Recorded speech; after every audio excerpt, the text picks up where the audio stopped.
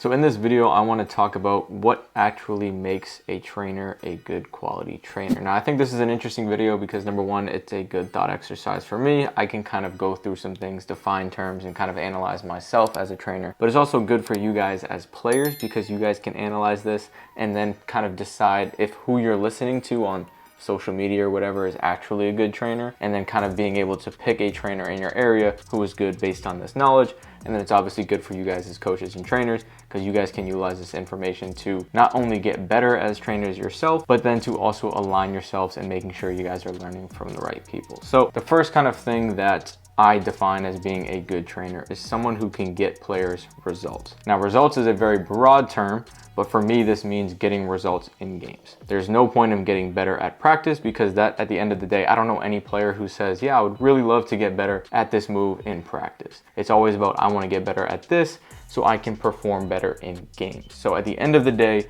that is what we need to grade ourselves on as trainers, is do we get these players better in games? Do they get these results in games? Now, the next thing is they need to be able to get these results for any player that steps in front of them. So not just the player that it clicks for, but any player. The fourth grader who comes in who doesn't have any skill whatsoever. The freshman who is super athletic but doesn't have any skill. And then also the player who has all the skill in the world but can't apply it to games. You need to be able to get results for every different player across the spectrum, not just the NBA player who you make a small tweak and they play better in games. Anyone can do that. That's very easy.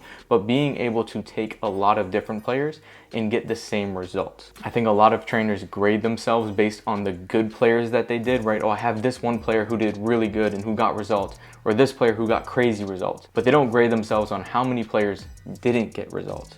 How many players did you work with that just stayed the exact same? Right? We need to grade ourselves as trainers on that too. And it's very easy to showcase the outliers, but I think it's more so your average. What is the average improvement of every player that walks in your gym? Just because there's two outliers doesn't mean you're a good trainer, right? I can take one player who's 6'9", already in Division I basketball and make them an NBA player and look like I'm a great trainer because I made one player better. But if there's 100 other players that I trained that didn't really get better, didn't get results in games, then I'm not a good trainer. So one of the reasons why I think good quality trainers can get results across the board is because they have a good methodology, right? Everyone says, oh, there's so many different ways to do things. You can train this way, you can train that way. That's great, but not all training is equal. Just because someone trains different doesn't mean it works, right? If someone is training different, but they're still getting the results, they're still getting results across the board, that's fine. Do your thing your way, completely fine. But the reason I think trainers can get results across the board is because their training doesn't just work for one player, right? For example, for my training, there's a lot of other trainers, good trainers, Josh Fan, Tim Martin, Coleman, Drew, PJF, right? They have a philosophy that can work with any player in front of them. So I think a lot of trainers have this methodology of,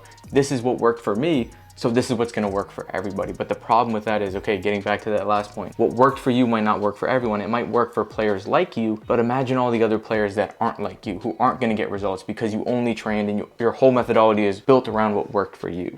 You need to have a wider, knowledgeable methodology that is foolproof and doesn't matter who you are working with. I can take each player and realize, what does this player need, and give it to them. What does this player need, and give it to them. What does this player need, and give it to them to get them results in games. Because some players, it might not be skill. For some of them, it might be their mental side, right? You need to be able to be knowledgeable. Your methodology needs to be able to help them to get them from point A to point B. So you really need to be able to adapt your methodology and your teaching to the player in front of you instead of the other way around. If you're molding your players to your methodology and making sure they fit in the way that you want to teach, then it might not work. And you might not be for everyone, that's completely fine. But as long as you can get results, and results in games, not get better at practice, and you can do everything else and you understand why you're getting players better, I think that's the biggest thing, is there's a lot of trainers who get players better, but they don't even know why they got them better. Again, it falls back to, it worked for me, so it's gonna work for somebody else. You don't even know why you got better. You don't know why it worked for you. You're just copying and pasting what worked for you and doing it for somebody else, and doesn't mean it worked. You're not just doing stuff because you saw it on social media. Oh, I saw this really cool drill, I'm gonna try this. You don't know why it's working. You don't know why the trainer did it with that player, right? So you need to know why everything in your plan is helping that player get from point A where they are to point B where they need to be,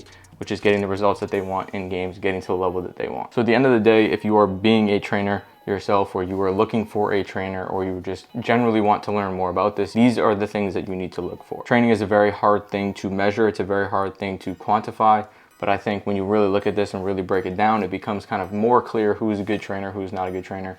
And this is more so just for myself to measure myself against myself, because frankly, whatever anyone else says, I don't really care. As long as I know I'm getting better and I hold myself to the standard that I preach others, then I'm completely okay. So let me know what you guys think. Let me know if I missed something in the comments, and then tag a good trainer as well in the video below. So with that said, appreciate it. See you guys soon. Bye.